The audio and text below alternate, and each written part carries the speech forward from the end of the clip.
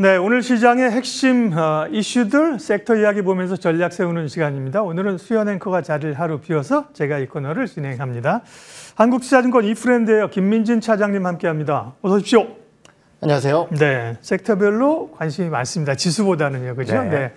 연휴를 앞두고 있는 상황이어서 지수는 숨고르기인데요. 우리가 볼 섹터는 첫 번째 주제는요. 네.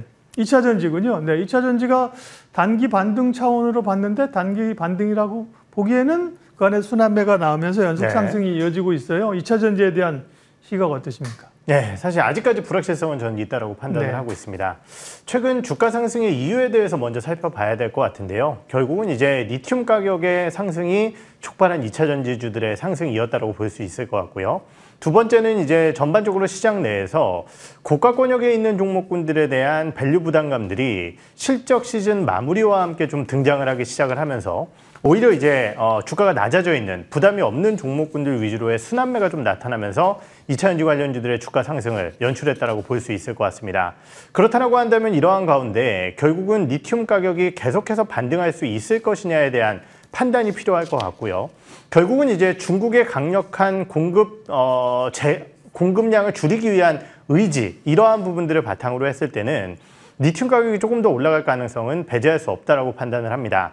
하지만 우리가 결국 이제 P가 공급과 수요에 맞물려서 움직인다라는 측면에서 봤을 때 결국 이제 공급량을 줄이는 것은 가격의 상승에 한계를 만들어낼 수밖에 없고요. 결국은 이제 수요가 증가를 해야 되는 상황인데 3분기까지는 어느 정도 이제 풀인 수요가 나타날 가능성이 있습니다. 미국의 이제 보조금이 마무리되어가는 시기이기 때문에 이러한 부분들에 따른 사전 배터리에 대한 유입, 이러한 부분들이 좀 나타날 가능성이 있겠지만은 그 이후에 과연 배터리 관련주들 혹은 리튬 가격의 상승을 이끌어낼 만한 요소가 있을지는 아직까지는 불확실성이 있다라는 거죠. 전반적으로 이제 주가가 많이 빠져 있고 거기에 더해서 이러한 호재군들이 발생을 하면서 주가를 끌고 올라가는 상황이기 때문에 2차 전지 관련주들에 대한 주가 상승 조금 더 이어질 것이다라고 기대할 수 있겠지만은 말씀드렸듯이 예전과 같이 배터리 관련주들이 시장의 1등 주도주의 역할을 하기에는 펀더멘탈리하게는 좀 부족한 부분이 있다라고 판단을 하고 있습니다. 네. 그런 시각 때문에 사실 단기적으로 올라올 때도 많은 기대를 안 했던 건데 그러기는 꽤 많이 왔습니다. 맞습니다. 그렇죠? 그러니까 항상 용기를 내는 분들이 또 수익을 챙길 수 있는 구간인데요. 그러나 이제 상승의 여지는 있다. 이전 같은 그런 대세 상승은 아니라는 거잖아요. 종목별로 이제 아이디어를 좀 찾아봐야 되는데 LG엔솔이 사실은 먼저 불을 붙였고 셀단에서는 삼성 SDI가 또 ESS로 주목받고 있죠. 소재 양극재 쪽에서는 에코프로 비행 같은 경우가 실적이 좋았는데 오늘은 LNF 얘기입니다. LNF는 차장님이 주목하시는 건가요? 아니면 저희가 뽑은 종목인가요? 네, 우선 LNF 같은 경우는 뭐 최근 시장에서 가장 강한 흐름을 보이고 있기 때문에 그리고 이제 지난주 같은 경우도 LNF에 대한 언급을 좀 드렸었던 것 같은데요. 왜 LNF가 다른 기업들보다 조금 더 세게 올라오고 있을까? 이 부분에 대한 판단이 먼저 필요할 것 같습니다. 아까도 말씀드렸듯이 2차 전지주들의 상승의 가장 이면에는 리튬가의 반등이 있다라고 언급을 드렸고요. 리튬가 반등이 만들어낼 배터리 시장의 변화는 크게 두 가지 정도로 볼 수 있을 것 같습니다. 첫 번째는 리튬 가격이 올라갈 때 가장 실적의 베타가 높은 기업을 한번 찾아봐야겠죠. LNF라는 기업은 포스코 퓨처엠이나 에코프로 BM 대비해서 훨씬 더 실적이 부진한 상황이고요. 그 가장 큰 이유는 리튬가 하락에 따른 재고평가 손이 다른 기업들보다 더 크기 때문입니다. 이 얘기는 반대로 얘기하면은 리튬 가격이 올라갈 때 실적이 더욱더 좋아질 수 있다는 측면이겠죠. 두 번째는 리튬 가격이 올라가게 되면은 결국은 배터리의 원가가 올라가게 됩니다. 배터리의 원가가 올라가게 된다라고 했을 때 셀 업체들이, 그러니까 배터리 업체들이 이 가격을 자동차 업체들에게 전가를 할 수 있는 상황이라고 한다면은 배터리 셀 업체나 소재 업체들 모두 다 좋을 수 있을 겁니다. 하지만은 원가 상승의 부담을 자동차 업체들에게 크게 전가하지 못한다라고 한다면은 그리고 일정 부분 전가가 된다라고 한다면은 자동차 업체들 입장에서는요. 높은 배터리 가격을 지불해야 되는 배터리보다는 조금 더 싼 배터리에 집중을 할 가능성이 높다라는 것이고 그 싼 배터리가 결국은 LFP라는 것이죠. LFP 배터리 쪽에서 지금 어느 정도 모멘텀을 가장 먼저 발표하게 된 기업이 LG에너지솔루션과 LNF가 아닐까라는 판단이 듭니다. 그렇기 때문에 지금 양극재 업체 중에서는 LNF가 가장 주목을 받고 있는 것 같고요. 거기에 더해서 뭐 하나 정도 더 이벤트를 본다라고 한다면은 미국 내에서의 보조금 소멸, 이러한 부분들에 따른 테슬라에 대한 사전 매매량 증가, 이 부분이 LNF의 주가 같은 경우는 테슬라의 인도량과 상당히 상관관계가 높습니다. 그렇기 때문에 이러한 것들을 종합적으로 고려해 봤을 때 지금 양극재 업체 중에서는 LNF가 가장 좋은 주가 흐름을 보이고 있다는 것을 확인할 수 있을 것 같습니다. 네, 양극재 업체 중에서 오늘 이제 말씀하신 것처럼 LNF가 제일 강하네요. 근데 순환매가 빨라갔고요. 얼마 전에 뭐 엔캠 이런 게 오르다가 오늘은 또 SK 테크놀로지가 제일 강합니다. 분리막까지 이렇게 돌고 뭐 리튬 관련주들 올랐는데요. 요 순환매 속에 순환매 어떻게 대응해야 돼요? 조금 그 가운데서 좋게 보시는 쪽은요? 네, 지금 이제 또 하나 저희가 짚어봐야 될 부분 중에 하나가 지금 말씀 주셨던 이러한 소재 부품 관련된 업체일 것 같은데요.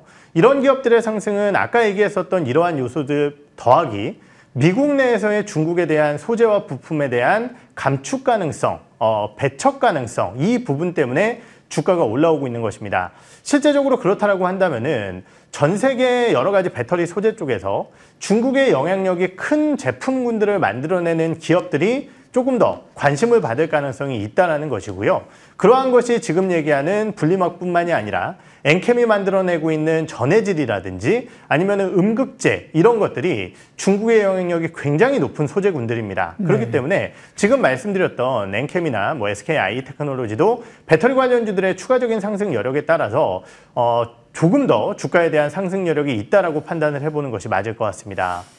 네, 2차 전지 이야기를 우리가 이렇게 많이 할 수 있다는 것 자체가 좋은 겁니다. 회복됐잖아요, 그죠? 그렇죠. 2차 전지 얘기했고요. 다음 키워드 보겠습니다. 다음은 화장품과 엔터입니다. 화장품 먼저 얘기를 하게 되면요. 뭐 화장품도 사실은 실적 기반으로 주도주 반열에 있다, 그죠? 네. 실적 발표하면서 그리 나쁜 것도 아니었는데 기대치가 워낙 높으니까, 그죠? 급락하는 종목들이 꽤 있었어요, 그죠? 네. 뭐 코스맥스도 그렇고, 그죠? 그렇죠. 뭐 달바글로벌도 그렇고, 그죠? 한국콜마도 그렇고, 맞습니다. 그죠? 예.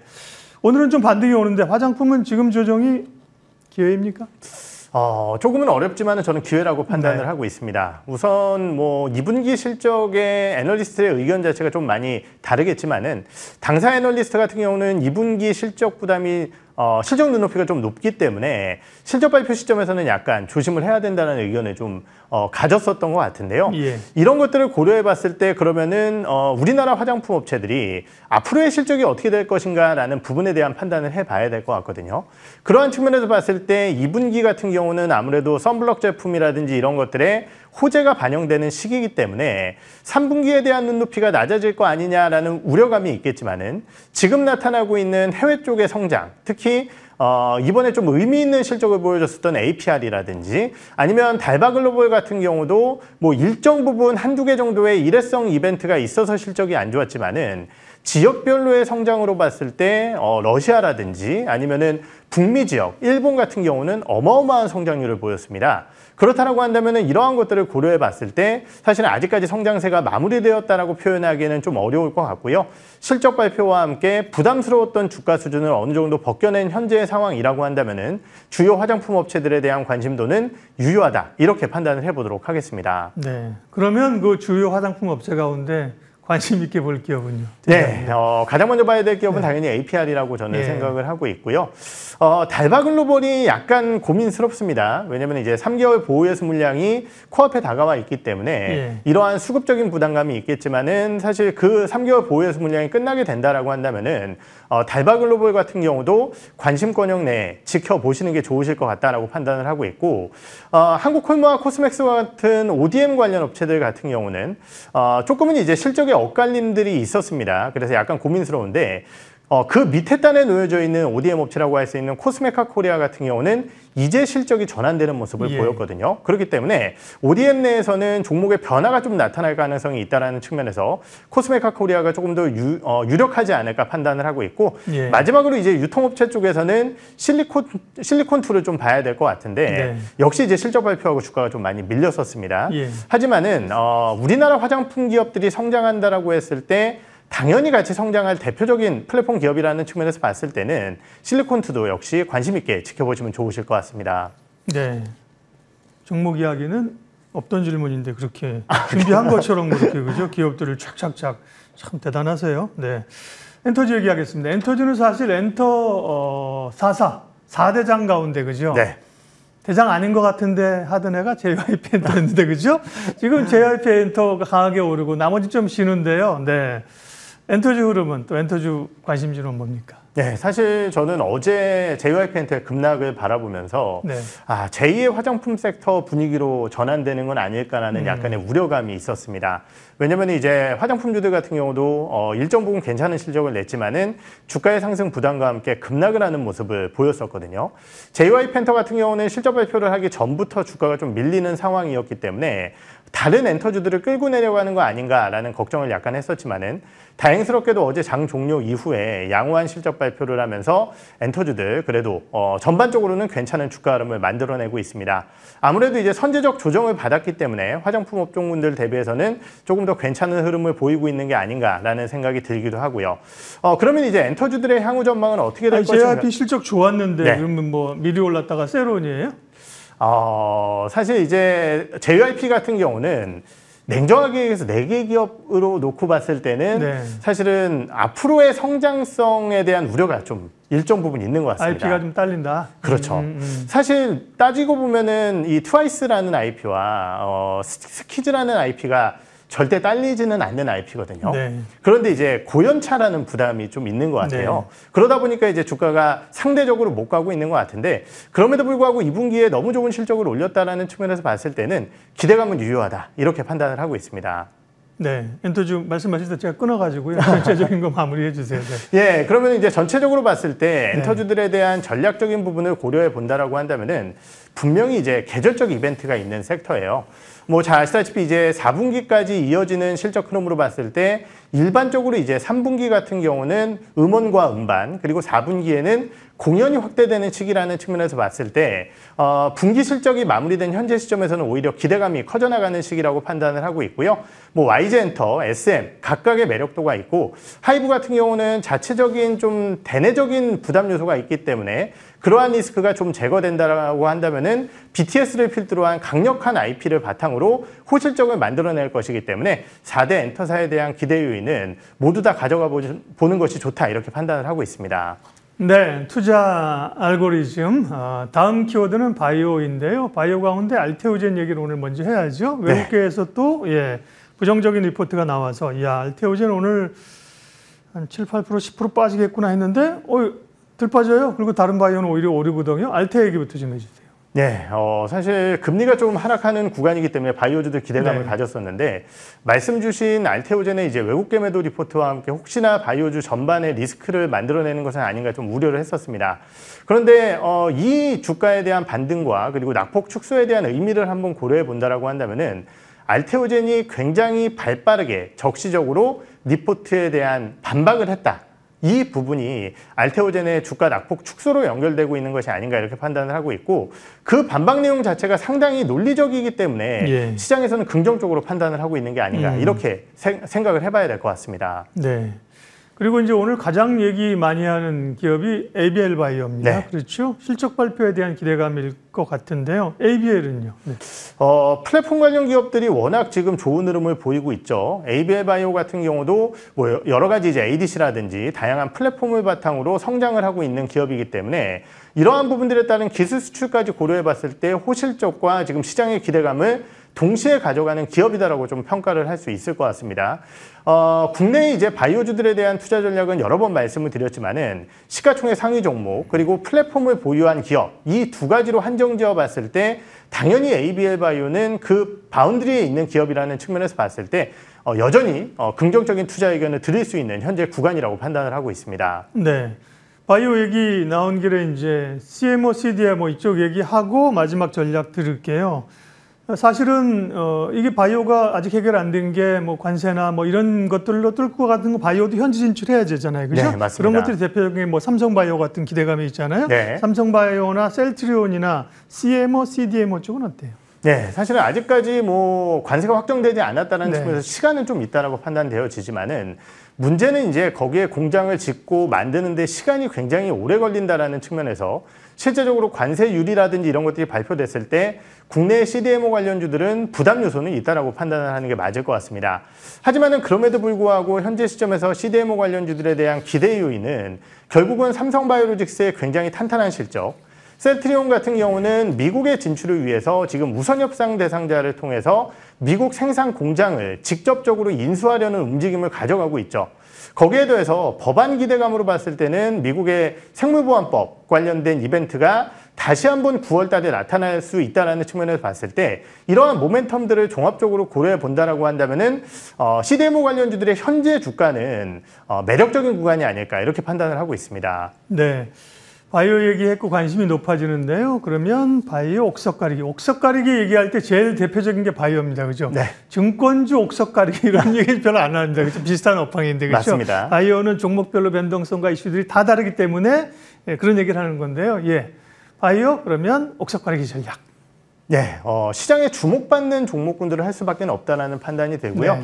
그러한 측면에서 아까 말씀드렸듯이 결국은 지금 시장에서 가장 주목받는 바이오 쪽은 시가총액 상단, 즉 외국인들의 수급이 유입될 수 있는 종목이냐 아니냐에 대한 판단이 중요할 것 같고요. 두 번째는 신약을 만들어내는 기업보다는 플랫폼을 바탕으로 활동하는 기업들이 확장성이 더 좋다는 측면에서 플랫폼을 보유한 기업들 관심을 한번 가져봐야 될 것 같습니다. 마지막 세 번째는요, 결국 이제 두 번째 내용과 좀 겹치는 내용일 수도 있겠지만은 결국 이제 비만 테마는 계속 이어질 가능성이 높다라는 측면이거든요. 그러한 측면에서 봤을 때 뭐 해외 쪽에 릴리나 노보노디스크 주가 하락에도 불구하고 우리나라의 D&D 파마텍이나 아니면은 뭐 여러 가지 이제 펩트론 이런 기업들이죠. 이런 기업들에 대한 관심도는 지속적으로 이어질 가능성이 있다라고 판단을 하고 있기 때문에 요 바운드리 내에서 종목군들을 지켜보시는 것이 좋으실 것 같습니다. 네, 투자 알고리즘 마지막으로 이 섹터를 또 빼놓으면 안 되죠. 반도체 얘기하겠습니다. 삼성전자하고 SK하이닉스하고 주가 한번 비교 차트 한번 보여주세요. 뭐 올해 전체적으로 보면 SK하이닉스가 뭐 발군이었고요. 삼성전자가 뒤를 쫓아오다가 지금은 둘이 좀 같이 만나서 회의하는 듯한 누가 갈까 이런 분위기잖아요. 네, 그러나 반도체도 여러 우려들이 아직까지 쌓여 있는 상황인데요. 네, 반도체주 하이닉스, 삼성전자 의견은요? 네. 예, 매주 제가 삼성전자가 좋냐고 질문을 받고 있는데 저희는 매일 해요. 그렇습니까? 예, 예.